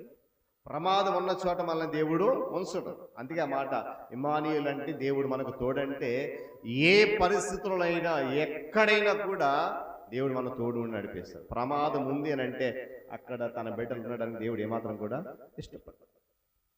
ఈరోజు సాతాను లోకం అంతటా కూడా ఏలుబడి చేస్తున్నా కూడా అపవాది చేతిలో పడకుండా ఉన్నామంటే అది మన గొప్పతనం అయితే కాదు. అపవాది ఎన్ని రకాల ప్రయత్నాలు చేసినా, ఎలా మనలను దారి తొలగించాలని చూసినా, ఏ విధంగా తన త్రోవలు నడుపుకోవాలని చూసినా, మనము ఆ మార్గం విడిచి వెళ్ళకుండా ఉన్నామనంటే అది మన జ్ఞానం ఏమాత్రం కూడా కేవలం దేవుని కృపే. ఆయనకు తెలుసు తన బిడ్డలను ఏ విధంగా కాపాడుకోవాలో, ఆయనకు తెలుసు ఆయన తన బిడ్డలు ఏ విధంగా రక్షించుకోవాలో. అందుకనే ఆయన పిలిచినప్పుడు, ఆయన వాగ్దానం చేసినప్పుడు మరలా ఆ వాగ్దానాన్ని బట్టి మనం సందేహాన్ని వెలిబుచ్చుకోవడం. ఇక్కడ యోసేపు వచ్చాడు, కానీ అక్కడ వెళ్ళడానికి సుముఖంగా లేడు. అందుకని మరలా దేవుడు కల్పించిన ఏం చేశాడంట, అక్కడ ఒక మాటను చూడండి, అక్కడ వెళ్ళవరచి స్వప్నమందు దేవుని చేత బోధించబడినాడు. ప్రారంభంలో ఒక మాట చెప్పాను నేను, పాత నిబంధనలో యోసేపు కలల భావం చెప్పి రాజుల అభిమానం పొందుకున్నాడు, కానీ నూతన మంది యోసేపు స్వప్నము ద్వారా ఏం చేయబడ్డాడు, బోధించబడి తన ప్రయాణాన్ని కొనసాగాడు. ఈరోజు వాక్యం కొన్ని సంవత్సరాలుగా మనం బోధించబడతా ఉంది, కొన్ని సంవత్సరాలుగా అనేకమైన మాటలు వింటూ ఉన్నాం. మరి వాక్యం ప్రకారం నడుచుకుంటున్నావా? వాక్యం ఒకసారి మనం చూడండి, బిలాము గురించి మనందరికీ తెలుసు. బిలాము గురించి మనందరికీ తెలుసు. దేవుడు ఏమన్నాడు, ఆ మార్గంలో వెళ్ళొద్దు అన్నాడు. ఒకసారి చెప్పాడు, 2 సార్లు చెప్పి 3 సార్లు చెప్పాడు, కానీ వినలే. అదే మార్గం వెళ్తే అక్కడ మనకు తెలుసు కదా, నోరు లేనటువంటి గార్ధబం, గాడిదతో బుద్ధి చెప్పించుకున్న ప్రవర్తగా మారిపోయాడు ఆయన. ఈరోజు నేను అంటాను, ఈ క్రిస్మస్లో దేవుని మాటకు మనం ఏమాత్రం కూడా సందేహాన్ని నిలవచ్చు. ఆయన పిలిచాడనంటే అక్కడ ఎటువంటి ప్రమాదం లేదు అని అర్థం గమనించాలి. దూత ఆజ్ఞానుసారం ఐగుప్తు విడిచి ఇశ్రాయేలు వచ్చాడు, కానీ సొంత గ్రామం అయినటువంటి నజరుకు వెళ్ళటానికి భయపడ్డాడు, సందిగ్ధంలో ఉండిపోయాడు, అంటే భయపడ్డాడు. ఆ కారణంగా ఈసారి దేవదూతలు కానీ రాలేదు, కానీ స్వప్నమందు దేవుని చేత బోధించబడ్డాడు. వెళ్ళు పలానా ప్రాంతానికి అని చెప్పినప్పుడు వెళ్ళాడు. గల్లిన వెళ్ళి నజరేతుల ఊరికి వచ్చి ఉన్నప్పుడు ఇక్కడ ఒక మాట ఉంది కదా, ఆయన నజరేయుడు అనబడునని ప్రవక్తలు చెప్పిన మాట నెరవేరినట్లు ఇలాగూ జరిగాను. గమనించాలి, యేసయ్య నజరేయుడు పిలవడానికి ఇది జరిగింది. చిగురు వంటి నజరేతు మహావృక్షంగా మార్చాలని దేవుడు సంకల్పించాడు. దేవుని బోధకు, దేవుని మాటకు విధేయతను చూపిన వ్యక్తికి యోసేపు నిలిచిపోయారు. మరి ఈ క్రిస్మస్లో మనము దేవునికి విధేయత చూపించగలుగుతున్నామా? ఈ క్రిస్మస్లో దేవుని మాటకు లోబడగలమా? ఒకసారి మనం ఆలోచన. మనం కూడా దేవుని బోధకు లోబడితే ఏమండి, బాధలకు తోడు మనం సందిగ్ధంలో ఉన్నప్పుడు, బాధల్లో ఉన్నప్పుడు, సంకోచంలో ఉన్నప్పుడు, ఏదైనా కార్యము లేక పని చేయాలా వద్దా, ఎక్కడికైనా ప్రయాణించాలా వద్దని 2 తలంపుల మధ్య ఉన్నప్పుడు దేవుడు కల్పించుకొని జోక్యం చేసుకుని ఆయన మనల్ని ముందుకు నడిపిస్తాడు. ఒక మాట చదువుదామా? 71వ సంకీర్తన 17వ చరణం చదవండి. దావీదు చేసినటువంటి గానాన్ని మనం చూస్తాం, కీర్తనకారుడు చేసిన గానం. 17 అదే, దేవా బాల్యము నుండి నీవు నాకు బోధిస్తూ వచ్చితివి, ఇంతవరకు నీ ఆశ్చర్యకార్యము నీకు తెలుపుతూనే వచ్చి తిని, వచ్చు తరము వారికి గూర్చి, పుట్టబో వారందరికీ నీ శౌర్యమును గూర్చి నేను తెలియచెప్పినట్లు, తల నెరసి వృద్ధుడైన ఉన్నట్లు నన్ను విడిచిపెట్టు. దేవుని స్తోత్రం కలుగును. ఎంత చక్కటి మాట. ఏమంటాడంట? నేను మళ్ళా చూద్దాం, చూడండి. బాల్యమును నువ్వు నాకు బోధిస్తూనే ఉన్నావు, నా వింటూనే వస్తున్నాను, నీ ఆశ్చర్యకాలు తెలుపుతూనే ఉన్నాను. ఇంకో మాట చూడండి, వచ్చు తరము వరకు రాబో తరానికి ఏం చేయాలా? నీ బాహుబలను గూర్చి పుట్టబో వారికి శౌర్యం గురించి తెలిపాలంటే తల నెరసిన వృద్ధుడై నుండి వరకు కూడా నన్ను విడిచిపెట్టు, నా తల తెల్లగా అయిపోయే వరకు కూడా నన్ను విడిచిపెట్టు. అంటే దేవుని గురించి చెప్పాలన్న తలంపు. ఈరోజు దేవుని మాట వినడానికి కష్టమైన పరిస్థితులు చూస్తున్నాం. దావీదు యొక్క గానాన్ని బట్టి గమనించాలి. దేవుడు ఏమైనా యోసేపు నీతిమంతుడు కనుక దేవుని మాటకు చెవి ఎక్కగలిగాడు. అందుకనే ప్రమాదం ఉన్న ప్రతిసారి కూడా ఏమంటే అనుమానంతో ఉన్నప్పుడు, అపాయం ఉన్నప్పుడు, అన్యదేశంలో ఉన్నప్పుడు, సందిగ్ధులు ఉన్నప్పుడు కూడా దేవుడు యోసేపును విడిచిపెట్టలేదు.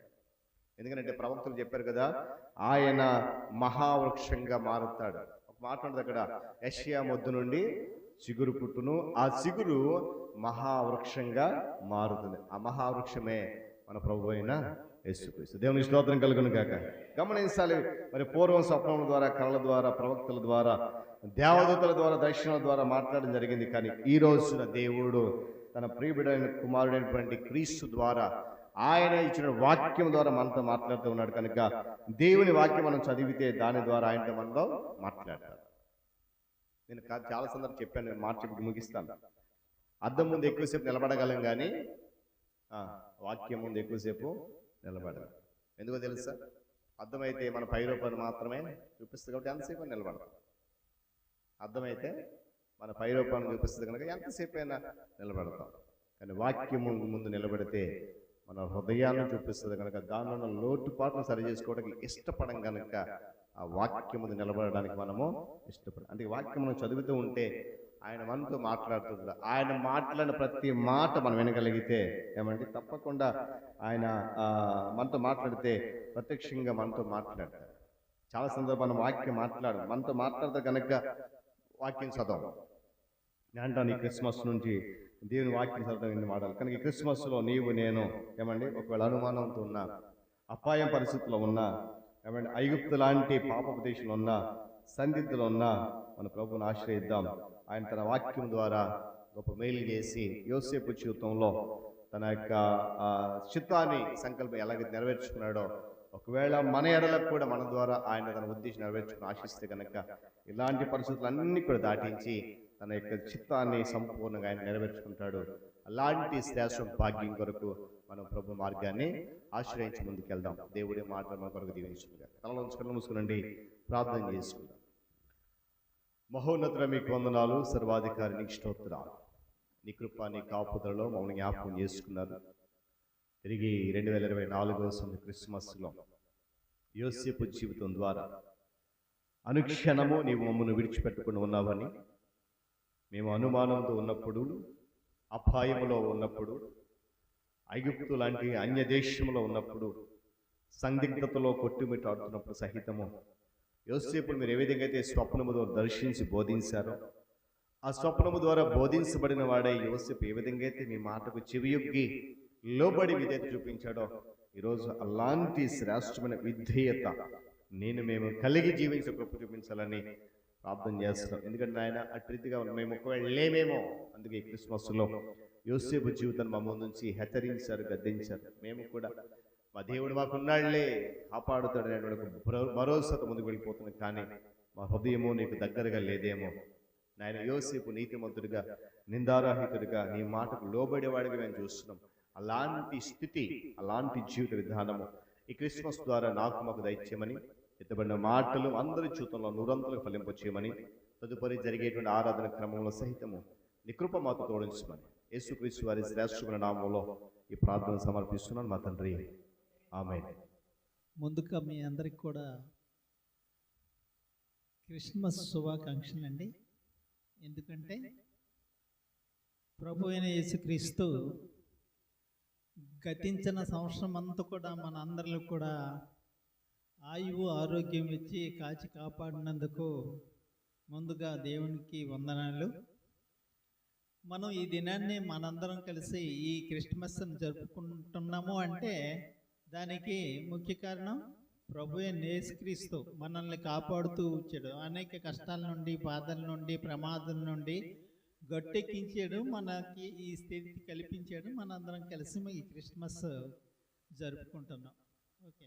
భలే యేసు భలే యేసు భలే యేసయ్యో, బాలబంతి పువ్వయో, పూల కొమ్మ మీద మొక్కలాగా పుట్టినాడయో. భలే యేసు భలే యేసు భలే యేసయ్యో, బాలబంతి పువ్వయో, పూల కొమ్మ మీద మొక్కలాగా పుట్టినాడయో. ఓ ధన్యమైన బెత్లహేమ పాట పాడవే, ఓ పుణ్యమైన యెరూషలేమ ఆటలాడవే. ఓ ధన్యమైన బెత్లహేమ పాట పాడవే, ఓ పుణ్యమైన యెరూషలేమ ఆటలాడవే. భలే యేసు భలే యేసు భలే యేసయ్యో, బాలబంతి పువ్వయో, పూల కొమ్మ మీద మొక్కలాగా పుట్టినాడయో. పురుషుడై పుట్టెనే పుణ్యరూపుడు, దీనుడై వచ్చెనే దేవదేవుడు. పురుషుడై పుట్టెనే పుణ్యరూపుడు, దీనుడై వచ్చెనే దేవదేవుడు. ఆదిదేవుడమ్మ భూమి ఆకాశాలు చేసెను, ఆత్మదీపమమ్మ ఈ లోకమందు వెలిగెను. ఆదిదేవుడమ్మ భూమి ఆకాశాలు చేసెను, ఆత్మదీపమమ్మ ఈ లోకమందు వెలిగెను. గగనాల రారాజు కరుడై దిగి వచ్చాడు.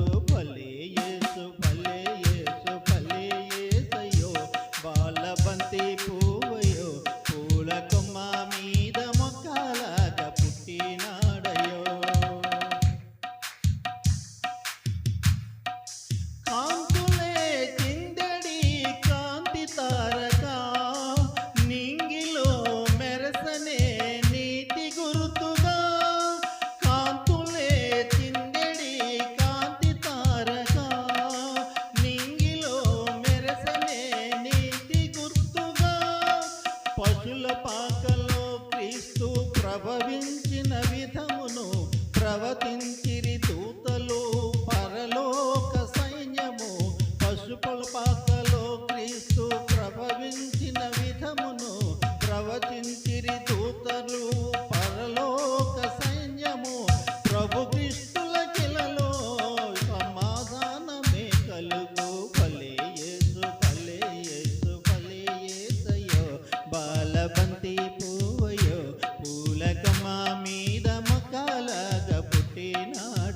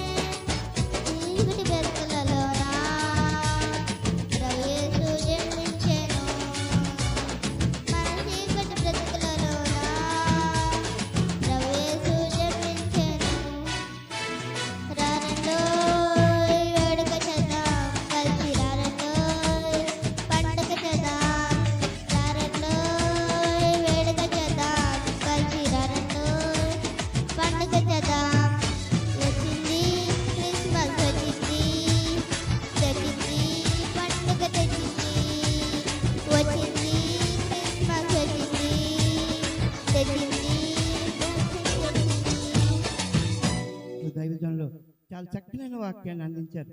నేను సాధారణంగా క్రిస్మస్ ఆరాధన అంటే ఎప్పుడు యేసుబాబు పుట్టాడు, గొల్లలు వచ్చారు, ఈ విధంగా వాక్యాన్ని అందిస్తుంటారు. ఎక్కడికి వెళ్ళినా విన్నా. ఈ దినాన యేసేపు కోసం చెప్పడం చాలా నాకు చాలా ఆనందం అనిపించింది. ఆయన ఓర్పు, సహనము, దేవుని యొక్క మాట విని మరి ఆయన నిజంగా ఆ విధంగా మరి దేవుడు ఒక్కొక్కరి ద్వారా మరి మనకి దేవుని యొక్క క్రిస్మస్ ఆనందాన్ని పంచుకోవడానికి ఈ విధంగా దేవుడు సమకూర్చున్నందుకు దేవునికి వందనాలు చెల్లిస్తూ మరి ముగిస్తూ దేవునికి స్తోత్రం. హల్లెలూయా. మన యొక్క జీవితాల్లో మరొక క్రిస్మస్ను దేవుడు ఇచ్చిన విధానం బట్టి వందనాలు తెలియజేస్తూ మరి సంఘ పాస్టర్ గారికి అయితేనేమి, అదేవిధంగా రెవరెండ్ సపన్ కుమార్ గారికి, తర్వాత మన మధ్యలో మరి శ్రావణ్ కుమార్ సిప్రా ఉన్నారు, అదేవిధంగా రిచర్డ్సన్ స్వాతి రాజ్ కుమార్ వారికి, మరి రామిరెడ్డి గారికి, కూడి వచ్చిన సంఘం అంతటికి కూడా మరి క్రిస్మస్ శుభాకాంక్షలు తెలియజేస్తూ ఉన్నాను. మరి సమయం అయింది కాబట్టి తొందరగా ముగిస్తాను. మరి మనకి గ్రాండ్ క్రిస్మస్ అయింది. మరి ఈ సంవత్సరానికి మేము అనుకుంటాను అదే ఒక అద్భుత కార్యమేమో అనుకుంటాను. చాలామంది బజార్లో కానీ అంటూ ఉన్నారు, అప్పటి వరకు వర్షం ఏంటి, ఆ రోజు అంత ఎండ కాయడం ఏంటి, మళ్ళీ తర్వాత వర్షాలు ఏంటి. నిజంగా ఆ రోజు వాళ్ళు ఎవరు కూడా మర్చిపోలేపుతున్నారు. నిజంగా అది యొక్క దేవుని యొక్క మరి కృపని చెప్పక తప్పదు. మరి అదేవిధంగా రాత్రి మరి క్యారల్స్ విషయానికి వస్తే మరి పాస్టర్ గారు చెప్పినట్టుగా మరి వెళ్ళిపోదాం అనుకున్నా, అవ్వదాం అనుకున్నా, కానీ మరి సతీష్ అందరూ వెళ్దామయ్యా, అలాగైనా సరే వెళ్దామంటే మరి అప్పటికప్పుడు మరి కొంచెం అంటే యాజ్యూజువల్గా అయింది. మరి అక్కడ పాతపట్నం ఇక్కడ ఇటుపక్క దాస్పురం తప్ప మిగతావన్నీ కూడా అన్ని గృహాలకు కూడా కవర్ చేసాం. ఆ గృహాలకు వెళ్ళాం, ఆ గృహాలకు శుభాకాంక్షలు తెలియజేసాం, వారి గురించి ప్రార్థన చేసి ఒక తృప్తి అనేది ఇచ్చింది. అరే మాకు ఇంకొక తృప్తి ఏంటంటే వర్షంలో తడుచుకొని వెళ్ళడం, అదొక తృప్తి. గొడుగులు వేసుకుంటా వెళ్ళి మరి ఆ బళ్ళు మీద వెళ్తూ మరి చూడండి అందరూ కూడా మరి మేనా టీచర్ గారు అంటే తను ఇది లేకపోయినా ఒక వెహికల్లో 2-వీలర్లో తను వెళ్తూ మరి అందరూ కూడా మరి వచ్చిన తక్కువ మంది అయినా సరే మరి ఒక సంతోషంగా వెళ్ళామని చెప్పక తప్పదు. అందరికి కూడా వందనాలు తెలియజేస్తూ ఉన్నాము. అదేవిధంగా నేను ఉదయాన్న మరి సబ్జైల్కి వెళ్ళాం, తర్వాత హాస్పిటల్కి వెళ్ళాం. మరి సబ్జైల్ అయితే కొంచెం సింపుల్గానే అయింది కొన్ని ఆంక్షల వల్ల. మరి హాస్పిటల్ అయితే చాలా గ్రాండ్గా, ఎప్పుడు ఇంత చేయలేదేమో హాస్పిటల్లో. మరి వచ్చే వాళ్ళకి తెలిసే ఉంటుంది. మరి డాక్టర్ అక్కడ ఏంటంటే మరి వేణు డాక్టర్ గారు అక్కడ ఏంటంటే కేక్ అనేది ఎప్పుడు కూడా హాస్పిటల్కి వెళ్తే ఆ రోగులకి బ్రెడ్స్ అవన్నీ ఇచ్చేసి ప్రార్థించి వచ్చేవాళ్ళం. ఈసారి అలా చేయలే. మరి ఏంటంటే డాక్టర్ గారు పెర్మిషన్ తీసుకొని ఆ యొక్క వైద్యులతోని పేషెంట్స్తోని అక్కడ ఏంటంటే క్రిస్మస్ కేక్ కట్ చేసాం. అక్కడ చాలామంది ఓపీలో ఉన్నారు, వాళ్ళందరికీ కూడా ఆ క్రిస్మస్ కేక్ని కూడా మేము ఇచ్చి కొంచెంసేపు ఇలా వచ్చామని కూడా తెలియజేసాం. మరి వేణు సార్ కూడా ఆయన మాట్లాడమంటే ఆయన కూడా శుభాలు తెలియజేశారు. వైద్యులందరూ కూడా వచ్చారు. మరి దీనికి సహకరించిన మరి సువర్ణ బెహ్రా గారు ప్రత్యేకంగా అక్కడ మరి పెర్మిషన్ తీసుకోవడం, సూర్య సిస్టర్ ఉండడం, ఇవన్నీ కూడా జరిగాయి. వారికి కూడా అభినందనలు తెలియజేస్తూ ఉన్నాం. మరి మిగతా ప్రకటనలు ఈ విధంగా ఉన్నాయి. మరి ఈ శుక్రవారం ఎల్లుండి మరి యథావిధిగా సంఘంలో శుక్రవారం ఆరాధన ఉంటుంది. మరి సంవత్సరంలో చివరి శుక్రవారం కాబట్టి అందరూ కూడా రావాలి. మరొక ప్రకటన ముఖ్యమైనది, ఈ వచ్చే ఆదివారం తేదీ 29 చివరి ఆ సంవత్సరంలో చివరి ఆదివారం కాబట్టి అందరూ కూడా దయచేసి ఈ చివరి ఆదివారం అందరూ కూడా పాలు పంచుకోవాలని రిక్వెస్ట్ చేస్తూ ఉన్నాం. ఎందుకంటే చాలా చాలా ముఖ్యమైనది చివరి ఆదివారం. అందరూ కూడా సమయానికి రావాలని కోరుతూ ఉన్నాం. మరి 31 వాచ్ నైట్ సర్వీస్ ఫస్ట్కి మనం వెళ్తాం. మళ్ళీ ఫస్ట్ ఎప్పుడు బుధవారమే వస్తుంది, అంటే మంగళవారం రాత్రి, వచ్చే మంగళవారం రాత్రి వాచ్ నైట్ సర్వీస్ ఉంటుంది. మరి వాచ్ నైట్ సర్వీసు మరి యథావిధిగా ఎప్పుడు కూడా ఉండేటట్టుగా మరి 8:30కే ఉంటుంది, గమనించండి. దానికి క్విజ్ అక్కడ రిటర్న్ లోకా సువార్త ఇస్తున్నాం.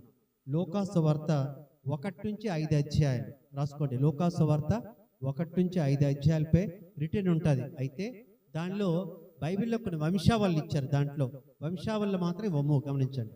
చాలా కష్టం, అది చాలా పేర్లు ఉన్నాయి కాబట్టి వంశావళులు లేకుండా 1 నుంచి 5 అధ్యాయాలపై క్విజ్ అనేది ఉంటుంది రిటర్న్. యథావిధిగా పాటలు పదమించి దానికి పాట పాడమంటాం.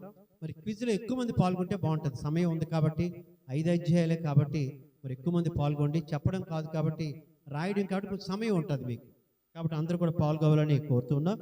పదమించి పాటలు కూడా దానికి ఇస్తాము. లక్కీ డిప్ ఉంటుంది, కేక్ కటింగ్, క్యాండిల్ సర్వీస్ అన్నీ ఉంటాయి. మరి అందరూ కూడా 31 రాత్రి అంటే మంగళవారం రాత్రి 9 గంటలకు వస్తే మనం ఇక్కడ నుంచి 12:30 కల్లా వెళ్ళిపోతాం. ఆ తర్వాత రోజు మరలా నూతన సంవత్సర వేడుకల్లో అది టైం ఉంది కాబట్టి దాన్ని తర్వాత చెప్పడం జరుగుతుంది, గమనించండి. అదేవిధంగా రేపు మరొక ప్రత్యేక కార్యక్రమం. ఇక్కడ ఏంటంటే మనకి మరి చర్చి మరి ఫౌండర్స్ తెలుసు, మనం అంటాం కాళ్ళ లక్ష్మీనారాయణ గారు అని.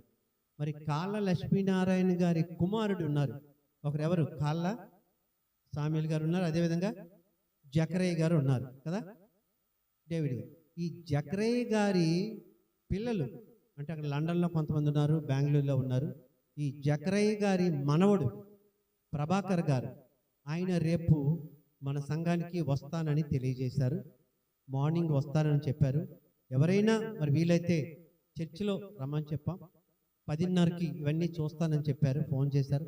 10:30కు లొకేషన్ కూడా పెట్టమంటే వరసవాడ లొకేషన్ దాన్ని పెట్టడం జరిగింది.